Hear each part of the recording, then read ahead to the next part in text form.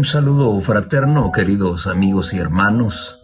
Bienvenidos a una edición más del repaso del texto bíblico de la lección de escuela sabática en su canal, Conectados con el Cielo.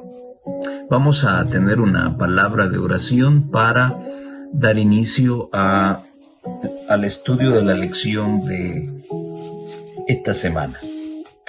Nuestro Padre que está en los cielos, gracias Señor porque podemos decir que hemos contado con su ayuda esta semana.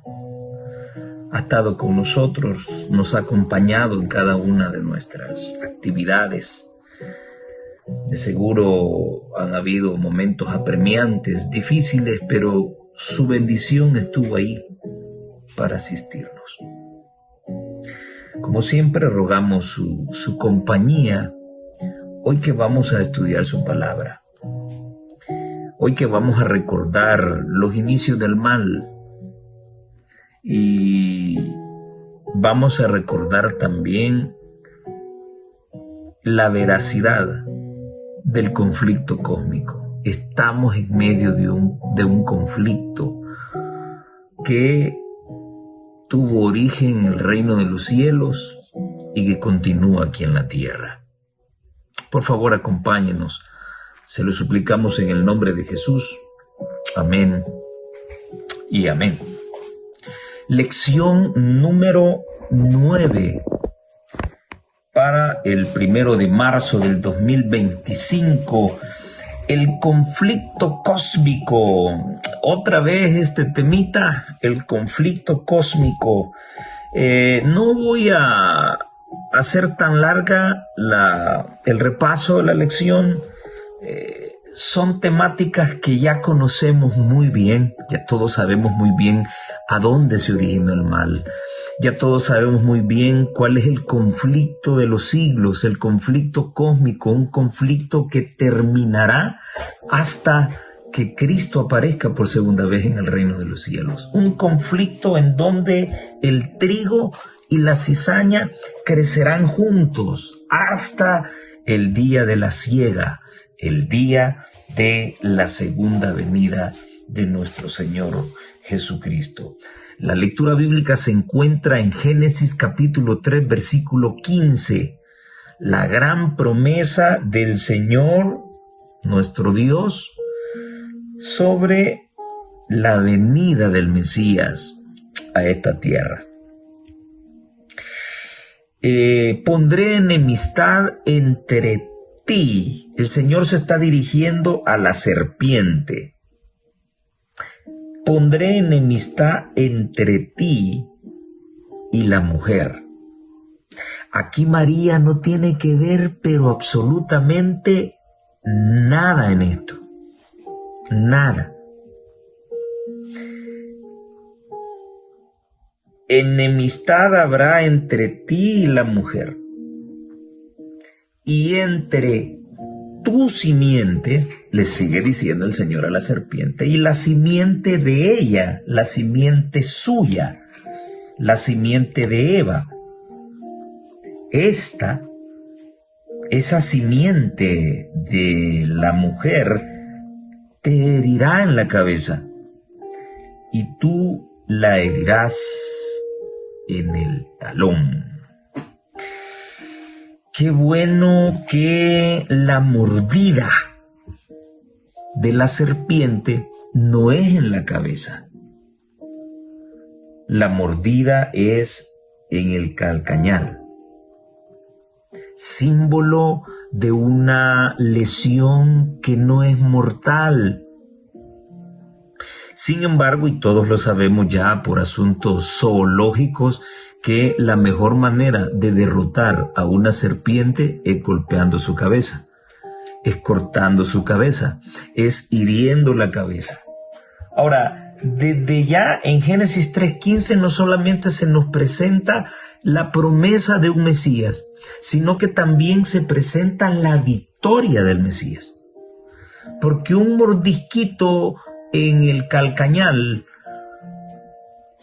no se asemeja al golpe certero sobre la cabeza que finalmente terminará con la vida de la serpiente.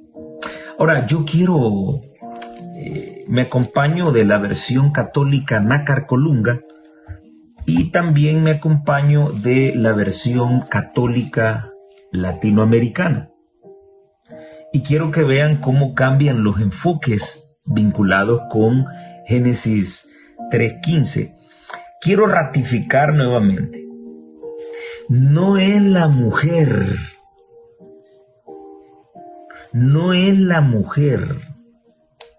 la que le aplasta la cabeza a la serpiente. Es el linaje de la mujer. ¿Sí? En el catolicismo romano se hace ver de que es la mujer la que va a dar ese golpe, y esa mujer representa a María porque ella es la que trajo al Mesías a este mundo. Más o menos es lo que plantea la versión católica latinoamericana. Escuchen cómo lo plantea ella. Haré que haya enemistad entre ti y la mujer, entre tu descendencia y la suya. Ella, qué interesante, ella te pisará la cabeza. ¿Quién? ¿Quién pisará la cabeza? ¿La descendencia o la mujer? Deja esa duda. Bien, quiero leerles lo que dice la Nácar Colunga, o otra versión católica. La Nácar Colunga es más viejita que la latinoamericana. La Nácar es de 1966 y dice así: pongo perpetua enemistad entre ti, que es la serpiente, y la mujer, y entre tu linaje, o sea, el linaje de la serpiente, y el suyo, el linaje de la mujer. Ahora oigan esto. Es masculino. Allá decía la latinoamericana ella, femenino. ¿Sí?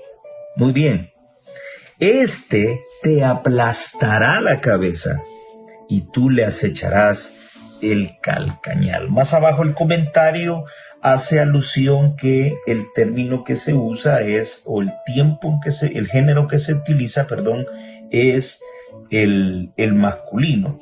Nuestra palabra linaje no corresponde exactamente a la palabra hebrea aquí empleada, dice la Nácar Colunga, pues aquella significa no solo posteridad, que es lo que significa la palabra hebrea, sino también ascendencia. La hemos preferido, sin embargo, por ser de género masculino y convenir mucho en este lugar para hacer resaltar la contraposición. Bien, ¿quién aplasta la cabeza de la mujer? ¿La mujer o su descendencia, o su linaje, o su simiente? Es la simiente de la mujer. ¿Y la simiente es quién? Es Cristo. ¿Recuerdan ustedes lo que dice Primera de Juan 3:9? Si no recuerdo, vamos a buscarlo. Hablando acerca de las personas que no pecan. Vamos a ver. Primera de Juan, capítulo 3. Todo aquel que es nacido de Dios no practica el pecado. El que es nacido de Dios no peca.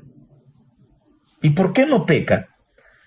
Porque la simiente de Dios permanece en él y por eso no puede pecar, porque es nacido de Dios. ¿Y quién es la simiente de Dios?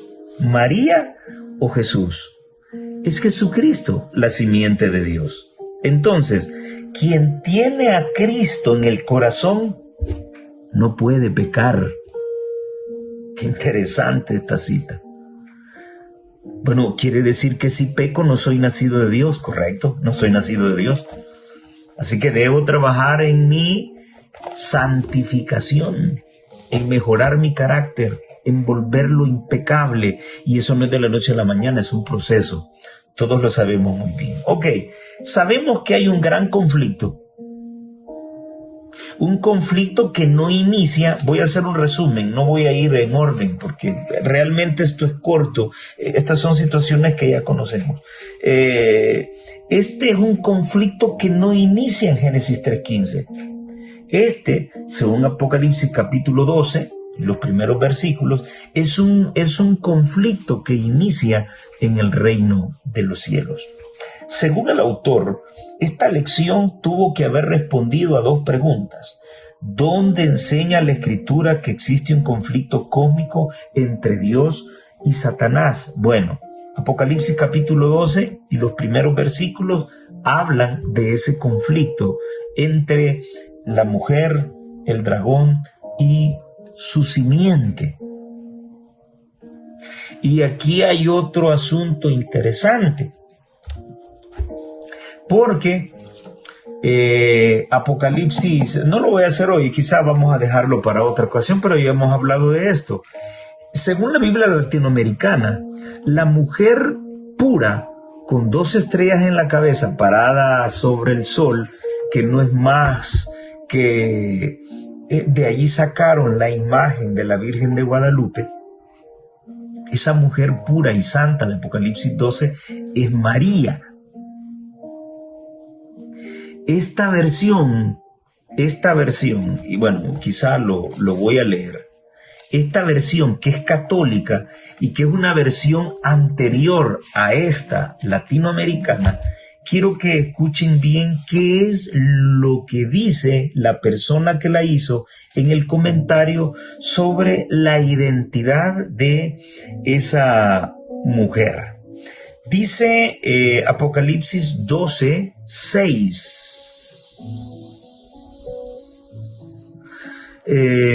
Hablando de la mujer que huyó al desierto, que es esa mujer con 12 estrellas en la cabeza, que tiene la luna bajo sus pies.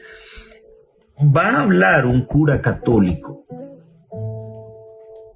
pero el cura católico no dice que es María. Apareció en el cielo una señal grande, una mujer envuelta en el sol, con la luna debajo de sus pies y sobre la cabeza una corona de 12 estrellas, y estaba preñada y gritaba con dolores de parto y las ansias de parir. Bueno, como está embarazada y una mujer santa y pura es María. Oigan lo que dice este creador de esta versión.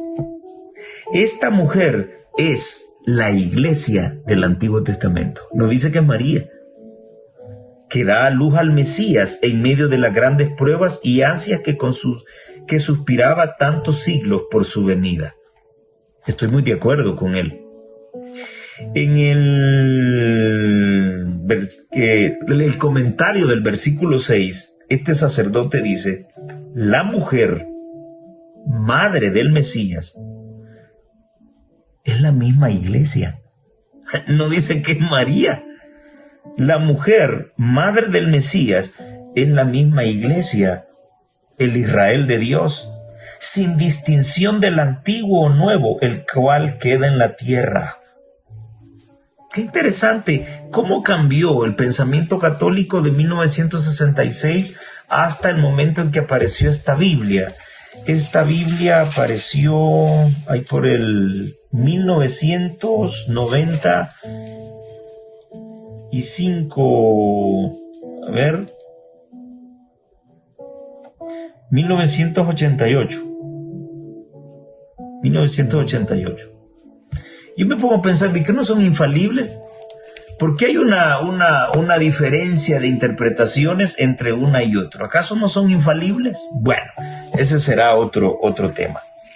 Entonces, ¿dónde enseña la Escritura que existe un conflicto cósmico? Es una de las respuestas que contestó la lección. ¿Y cuál es la naturaleza de ese conflicto según las Escrituras? Entonces, este es un tema que a nadie le queda duda sobre lo que representa. Sin embargo, es un tema que tiene tremendas aplicaciones.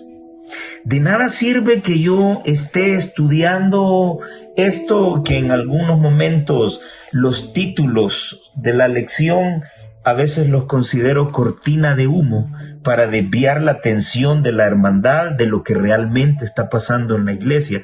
Pero no se preocupen, aquí sí vamos a traer la atención suya a lo que realmente está pasando en la iglesia. Entonces, leer esto sin una aplicación, sin una significancia, no tiene sentido. Entonces, en la lección del domingo se habla de que fue un enemigo el que inició este conflicto. Y ahí se menciona Mateo 13 del 24 al 27, donde se habla de la historia de un agricultor que siembra buenas semillas. Bueno, si el mundo era perfecto, ¿de dónde surgió el mal? ¿Dónde apareció el pecado? ¿Por qué hay maldad? Entonces, el mismo Jesús da la interpretación a esta parábola. Un enemigo ha hecho esto. Yo sembré buena semilla, sí, pero ¿cómo es que apareció una mala semilla? Jesús dice, un enemigo ha hecho esto. Vamos a la aplicación. Todas esas cosas raras que están ocurriendo en la iglesia adventista del séptimo día en este momento. La mundanalidad en el vestir, las pinturas, ya nadie habla acerca de que los adventistas no tomamos café. No, los adventistas son cafeteros, además de cocaloqueros. Eso lo sabemos muy bien. Somos carnívoros hasta la coronilla. Nadie dice sobre la ordenación de las mujeres. Es más, hoy estaba viendo un video de un pastor adventista mofándose del voto que se tomó en el último congreso sobre la cuestión de la ordenación. Nadie dice nada sobre los que aparecen, los administradores que aparecen bailando despacito. Nadie dice nada con las boberías que a veces dice Arnaldo Cruz, en contraposición de nuestro evangelio y nuestra forma de adorar. Nadie dice nada de las boberías que aparece diciendo Rubén Bullón y de otras personas. El hecho de que el exdirector de Conquistadores, Andrés Peralta, haya aparecido con el uniforme del ejército y finalmente fue a terminar en las filas del ejército norteamericano, nadie dice nada. Desfalcos de dinero en algunas asociaciones o uniones. Y lo último, lo que estaba ocurriendo con la iglesia de Mérida en Venezuela, que querían desfraternizarlos, querían deshacer esa iglesia porque se estaban tocando puntos doctrinales en los cuales la iglesia no piensa así. Y finalmente la dirigencia terminó aceptando su error al tratar ese caso, ¿verdad? ¿Cuál era uno de los puntos? Bueno, en esta tierra no se puede vencer el pecado. Todo buen adventista sabe de que la iglesia, los dirigentes de allá de 1950 nos vendieron por el temor de que nos dijeran secta. Cambiaron el asunto de la naturaleza de Cristo y se combinaron ciertas interpretaciones católicas con respecto al pecado. Y hoy en día hay un sermón magnífico del pastor Denis Priev, hablando de 5 libros que han salido de Andrews, hablando acerca del pecado original y hablando acerca de la naturaleza de Jesús, muy diferente a cómo lo creían los pioneros adventistas. Está pasando una enorme cantidad de cosas con esta iglesia que recibió un mensaje maravilloso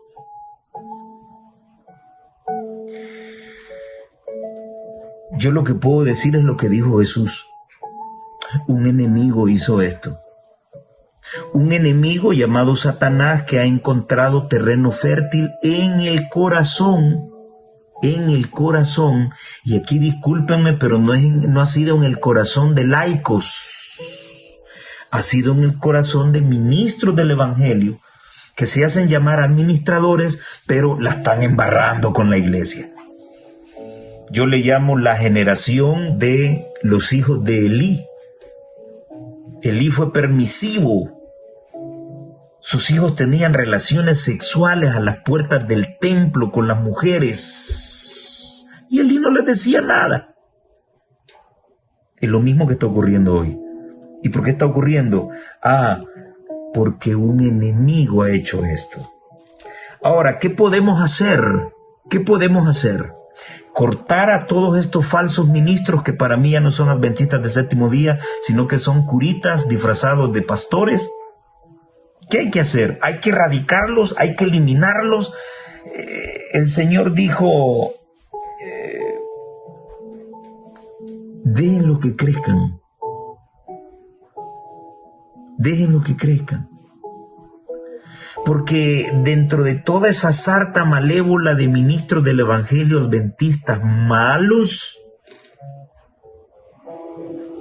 hay unos pocos que sí son siervos del Señor.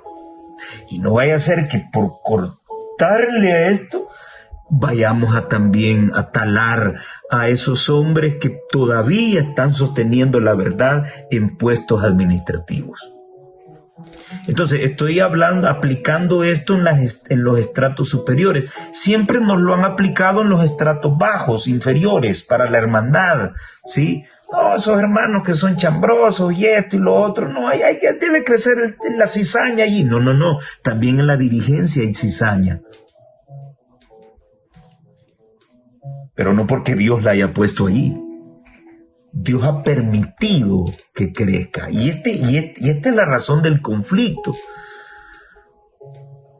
Satanás siempre ha querido poner en tela de juicio la justicia de Dios, su grande amor y misericordia. Ya vamos a hablar del entrampamiento que Satanás le hace a Dios. Entonces, es el enemigo, es Satanás quien está utilizando todo su poder para dañar a la iglesia. ¿Y qué es lo que está ocurriendo ahorita? Ahí nos estamos mordiendo unos con otros. Vamos a defraternizar a estos porque están predicando. O sea, todo lo bueno que hicieron los pioneros hoy se le llama malo.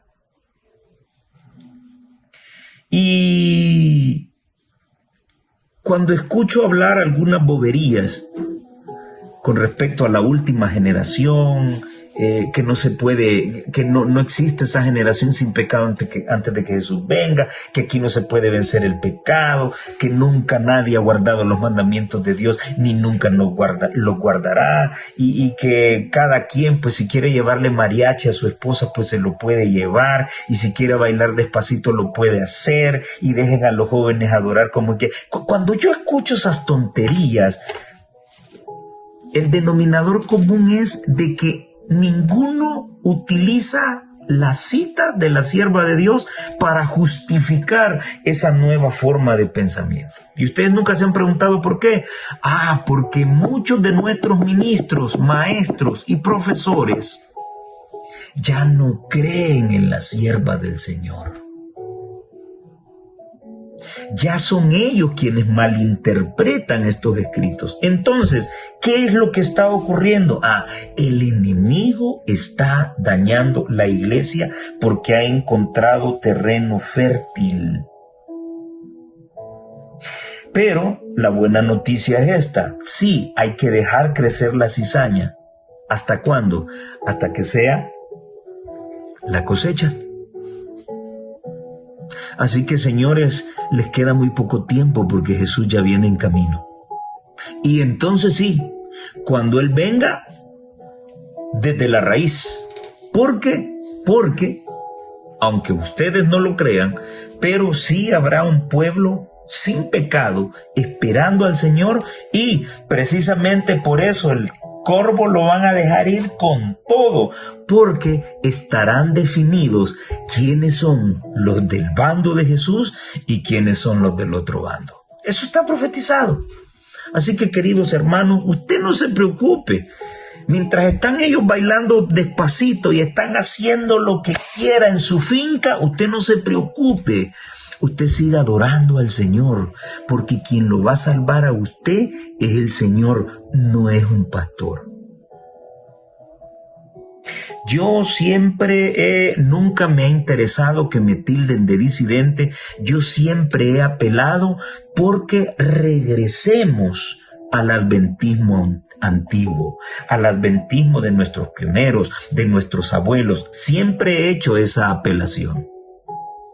Nunca he dicho salgámonos de la iglesia. Y no lo estoy diciendo para congraciarme. Piensen lo que quieran de mí. No me interesa. ¿Me van a defraternizar? No me interesa tampoco. Yo siempre he apelado a que volvamos a las raíces del adventismo. Y creo que usted estaría de acuerdo conmigo en eso.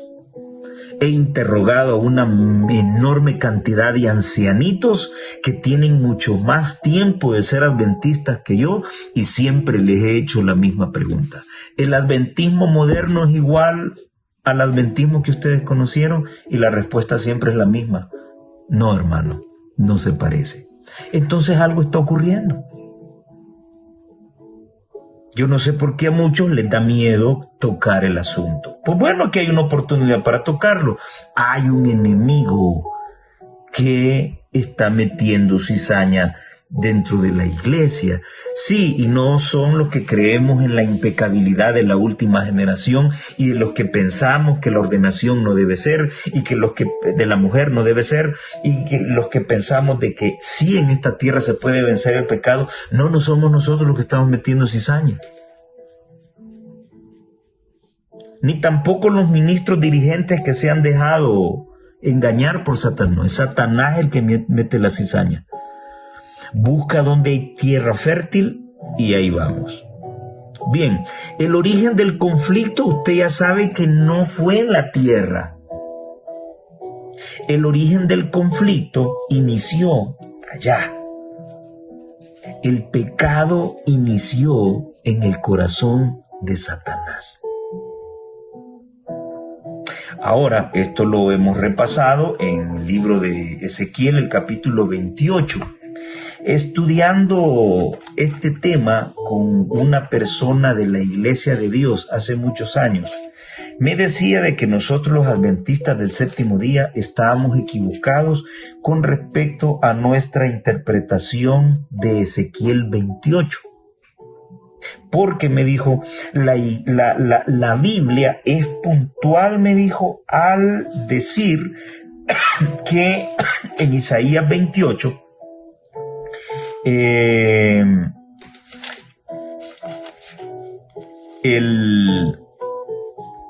se está hablando acerca del rey de Tiro, literalmente, me dijo.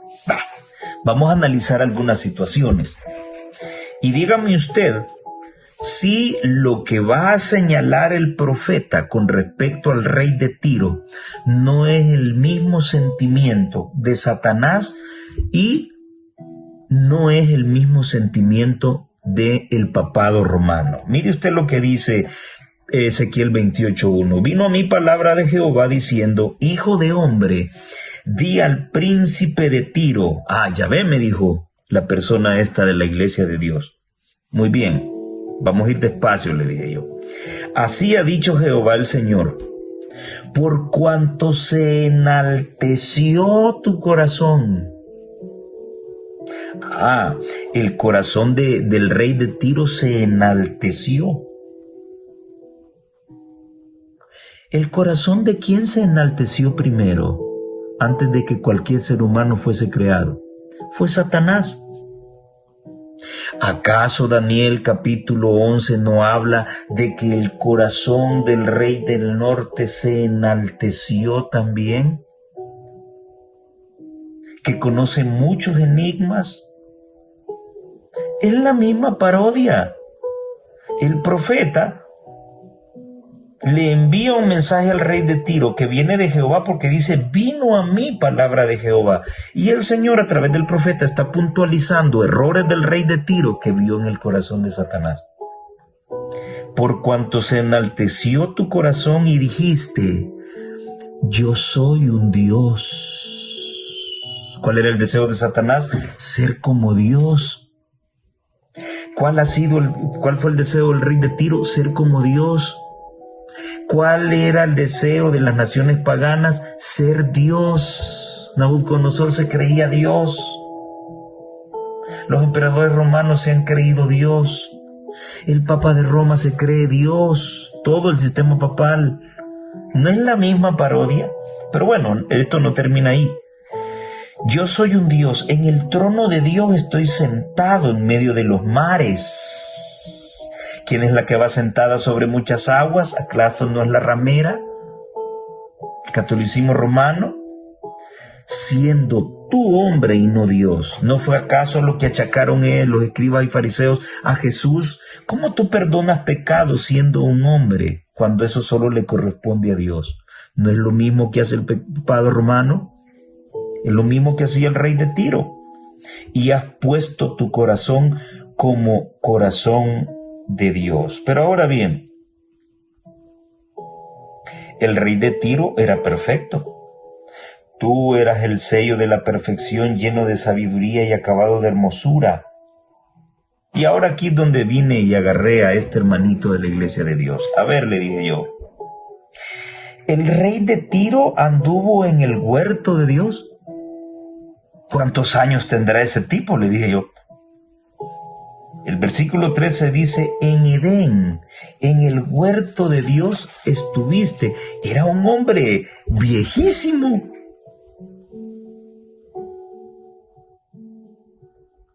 De toda piedra preciosa era tu vestidura, de cornalina, topacio, jaspe, crisólito, berilo, iónice, zafiro, carbúnculo, esmeralda y oro, los mismos metales preciosos, piedras preciosas de la santa ciudad. Los primores de tus tamboriles y flautas estuvieron preparados para ti en el día de tu creación. Tu querubín grande. ¿Era un querubín el rey de Tiro? No, está haciendo una comparación entre el corazón, el carácter del rey de Tiro con el de Lucifer. Yo te puse en el santo monte de Dios. El rey de Tiro estuvo en el monte de Dios. Sería un hombre extremadamente viejo. Allí estuviste en medio de las piedras de fuego, te paseabas. ¿El rey de Tiro tenía la capacidad de pasearse en medio de las piedras de fuego? ¿O es que Dios, a través del profeta, está comparando al rey de Tiro con Satanás? Perfecto eras en todos tus caminos hasta que el día en que fuiste creado, hasta que se halló en ti maldad. A causa de la multitud de tus contrataciones, de tus calumnias, fue lo que estudiamos esta semana, fuiste lleno de pecado y pecaste, por lo que yo te eché del monte de Dios y te rearrojé de entre las piedras del fuego. ¿Ustedes notan? El rey de Tiro en el monte de Dios paseándose en las piedras de fuego. Sería un hombre viejísimo, mucho más viejo que Matusalén. Porque antes de toda creación estuvo en el monte de Dios y luego estuvo en el Edén también. No casa la idea. Pero también Isaías 14 nos presenta otro matiz de Satanás, pero ahora comparándolo con el rey de Babilonia. ¿Cómo caíste del cielo, oh lucero, hijo de la mañana? ¿Nabucodonosor cayó del cielo? No. Cortado fuiste por tierra, tú que debilitabas a las naciones. Tú que decías en tu corazón: subiré al cielo en lo alto, junto a las estrellas de Dios levantaré mi trono, y en el monte del testimonio me sentaré a los lados del norte. ¿Quién es el rey del norte? Es Dios, Jehová. Nabucodonosor era un usurpador. El Papa Romano es el rey del norte, es un usurpador. Dios es el rey del norte.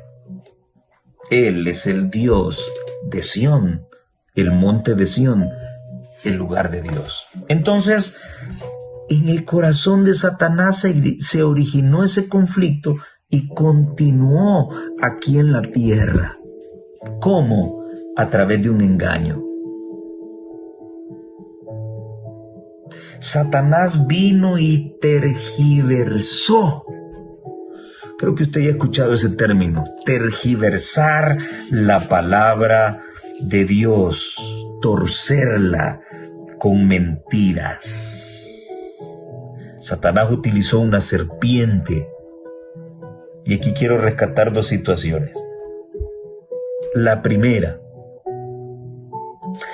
cuando a mí me adiestraron en el estudio de ese término, tergiversar, yo aprendí que eran los evangélicos quienes torcían la palabra de Dios para hacer encajar sus falsas doctrinas y engañar a la gente. Lamentablemente hoy podría decir lo mismo de la Iglesia Adventista del Séptimo Día. La ordenación de mujeres como ancianas y pastoras no es un tema que encuentra su base en la Biblia, sino en la cultura. Hemos torcido las Escrituras. Al decir de que Cristo salvó al hombre, vino a la tierra con la naturaleza no caída de Adán y no con la naturaleza del hombre, estamos torciendo la palabra de Dios. Cuando decimos de que nadie ha guardado los mandamientos ni los guardará, estamos torciendo las Escrituras. Cuando decimos de que yo puedo llevarle mariachi a mi esposa y no hay problema que nos echemos una bailadita, estamos torciendo las Escrituras. Entonces parece ser que el espíritu de Satanás se ha infiltrado dentro de la iglesia y nos está haciendo demasiado daño. Eso es lo primero. Satanás tergiversó la palabra de Dios. Y así lo ha enseñado en otros movimientos religiosos y lamentablemente nosotros hemos caído en eso. Bien, otro asunto. Hay un pastorcito por ahí evangélico llamado Jonathan que veo que la ha emprendido contra mi hermano Rafael Díaz. Y el tipo ahí, hay una cosa que me alegra de esto.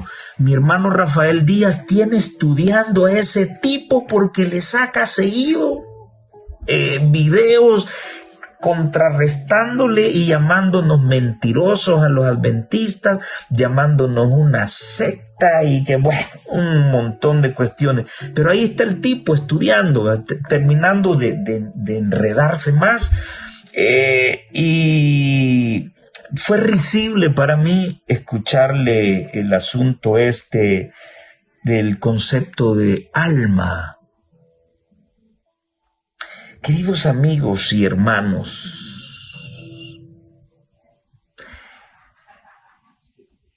el primero que enseñó que el alma no muere fue Satanás. Y tú, amigo mío, quien quiera que seas, pastor de la denominación evangélica que sea, si tú andas enseñando que el alma es inmortal, no es el Espíritu Santo quien te está guiando, es el espíritu de Satanás, porque él fue el que le dijo a Eva, no hombre, cómanse el fruto, porque no van a morir. No van a morir. ¿Quién es el que infiltró esa cuestión? Mi Biblia dice que solamente Dios es inmortal. Y pastorcito Jonathan, yo no sé de qué denominación eres. ese toque final de la inmortalidad, el hombre lo recibirá hasta que Cristo venga por segunda vez y esto corruptible, Él lo vuelva incorruptible. Pastorcito Jonathan, cuando alguien muere, no va al cielo directamente. La Biblia no enseña eso.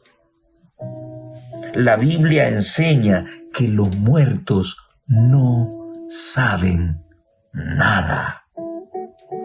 Y me gustaría tener contigo un debate un día sobre este tema. Por si oyes por ahí en la red, ves el canal de Conectados con el Cielo, me gustaría tocar este punto contigo, ya que veo que no te satisface mi hermano Rafael Díaz. Con mucho gusto yo puedo atenderte y hacerte ver esta situación. El primero que dijo no van a morir fue Satanás, y fue la más grande mentira que le dio a Adán y Eva. Ahora, el Señor les dijo que el día que comieran de ese árbol iban a morir inmediatamente. ¿Por qué no murieron? Porque alguien murió en su lugar, y eso lo conocen muy bien. El Señor les hizo pieles. ¿Tenía Dios el poder de sacarse las pieles de la nada? Claro, ¿y no se sacó de la nada el universo? ¿Y no se sacó de la nada todos los planetas que existen? ¿Y no sacó de la nada la creación de nuestro mundo? ¿Y no sacó de la nada el agua, el aire, el sol, la luna, las estrellas, la tierra, al hombre? Dios quería dejar una enseñanza. La Biblia no dice de que las pieles que Dios le construyó no eran taparrabos, como dice esta versión. No eran vestidos completos de pieles. La Biblia no dice si las pieles eran de camello, de tiburón o de cuzuco.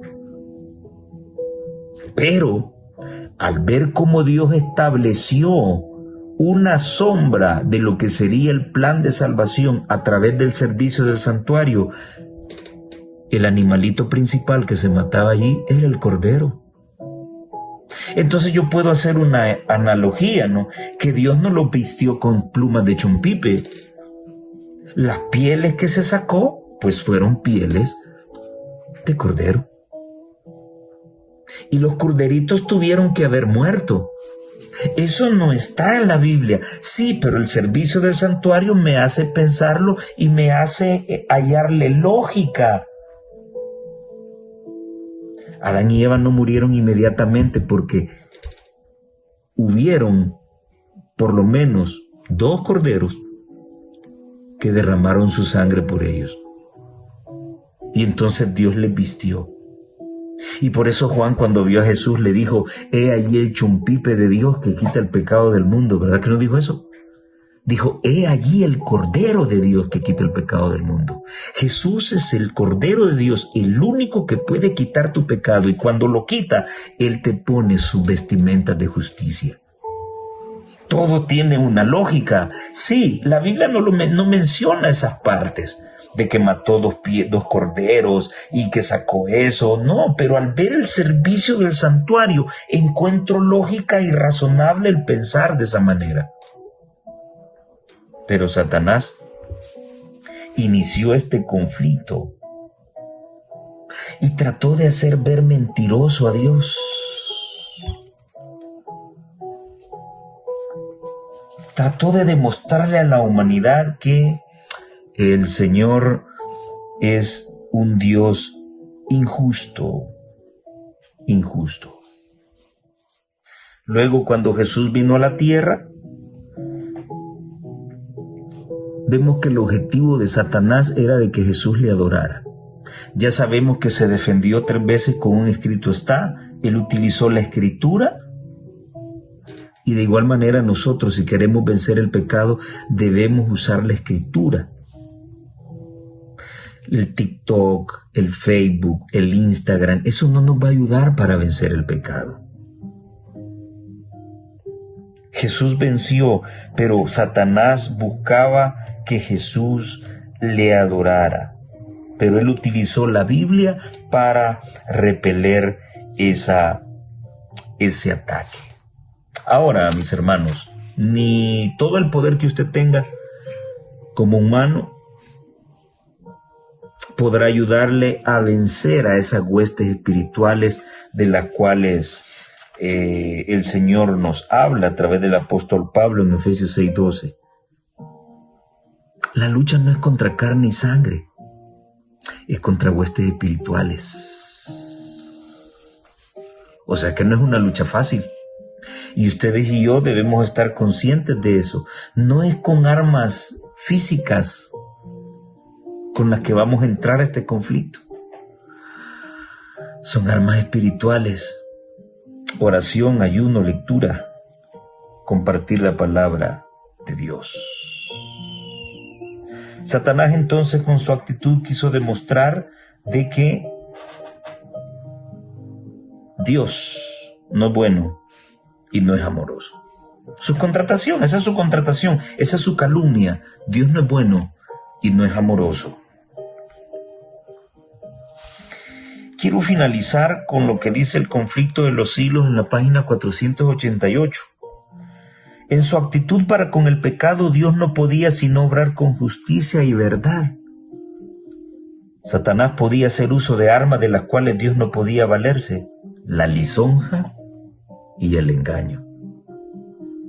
Satanás había tratado de falsificar la palabra de Dios y había representado de un modo falso su plan de gobierno ante los ángeles, sosteniendo que Dios no era justo al imponer leyes y reglas a los habitantes del cielo, que al exigir de sus criaturas sumisión y obediencia, solo estaba buscando su propia gloria. Por eso debía ser puesto de manifiesto ante los habitantes del cielo y ante los de todos los mundos que el gobierno de Dios era justo y su ley era perfecta. Por eso es que no destruyó a Satanás, porque eso significaría darle la razón. Vean todo lo que este mentiroso ha dicho, ¡pum!, lo destruyo. No. Dios ha permitido que el carácter de Satanás quede revelado a través de la historia ante todo el universo. Satanás había dado a entender que él mismo trataba de promover el bien del universo. Todos debían llegar a comprender el verdadero carácter del usurpador y el propósito que lo animaba. Había que dejarle tiempo para que se diera a conocer por sus actos de maldad. Y ahí, mis hermanos, hoy en este tiempo estamos viendo todo lo que Satanás está haciendo en contra del pueblo del Señor. Si usted ve las redes, hoy más que nunca se habla mal de la Iglesia Adventista del Séptimo Día. Hoy estamos en boca de medio mundo y con nuestro testimonio les estamos ayudando. Solo quiero dejar en tu mente las palabras de David. ¿Qué caso no están oyendo las ofensas que este incircunciso está haciendo a los escuadrones de Dios? El sábado pasado hablaba en una iglesia sobre el celo de Dios y el celo de Elías. Elías dijo que había sentido un celo por defender al Dios vivo, a su pueblo. Sí, pero estaba escondido en una cueva. Después de haber hecho un acto majestuoso defendiendo el honor de Dios en el Monte Carmelo, la amenaza que le hizo Jezabel lo puso a temblar y se fue a esconder. Y cuando Dios apareció le dijo: tengo un celo vivo. Es el mismo celo que mostró el rey David cuando escuchó a Goliat ofender al pueblo de Dios. Hoy en día, mis hermanos y hermanas, necesitamos Davides modernos. Hombres y mujeres que defiendan esta verdad, que no sea una vergüenza para ellos defender la verdad. Hombres que no se vendan ni se compren, como lo hemos visto y lo seguimos viendo hoy en día. ¿Estarás tú dispuesto a defender el honor de Dios? Dios no necesita que le defendamos, pero nos da ese privilegio. que al compartir la verdad, otros puedan darse cuenta que Dios realmente es un Dios justo, amoroso y bueno. Y que esas 3 características Él las ha impreso en su santa ley. Una ley que tiene el poder para cambiar el carácter y darte la idoneidad de los que estará en el reino de los cielos un día. No puede limpiar tu pecado, porque ahí es donde entra Cristo en acción. Los adventistas del séptimo día no guardamos la ley para salvarnos. La guardamos porque en ella se encuentra el currículo, se encuentran las directrices, se encuentra el perfil del carácter de todos aquellos que un día quieran estar morando en el reino de los cielos. Te dejo el desafío. ¿Defenderás al pueblo de Dios? ¿Pondrás en alto el santo nombre del Señor? Que Dios te bendiga a tomar una buena decisión y nos vemos en la próxima.